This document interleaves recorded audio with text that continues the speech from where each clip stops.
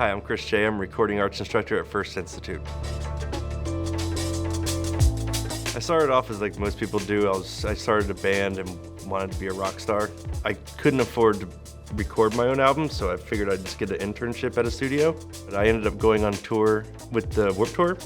And from there, I started watching the audio engineers and stuff like that, and I started helping out to make a little bit extra money, pushing boxes, hooking up microphones, running cables, working my way up to getting to work on a console.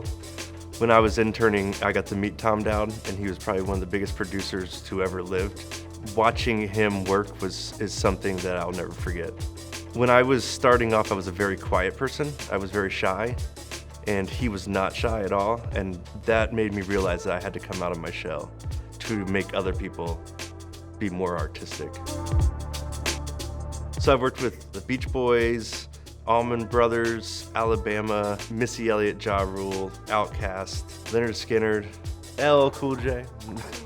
I worked for EA Sports. From there, I've worked on NBA Live and Madden football. I'm also a member of the Recording Academy, which is the academy that votes on the Grammys. Also, every year you get invited to be part of the Grammys. So this year I'm actually flying out to LA for 4 days to attend the Grammys. I kind of fell into teaching.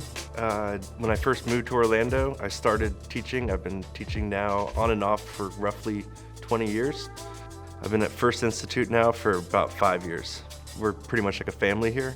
Students and the faculty are always mingling together, so there's a kind of a camaraderie there. We kind of feed off the students feed off us. If I was to give advice to anyone new coming into the industry, it would be, number one, never give up. Starting off, it can be a little scary, but if you just keep at it, doors will open up and you will find your way into the industry no matter what.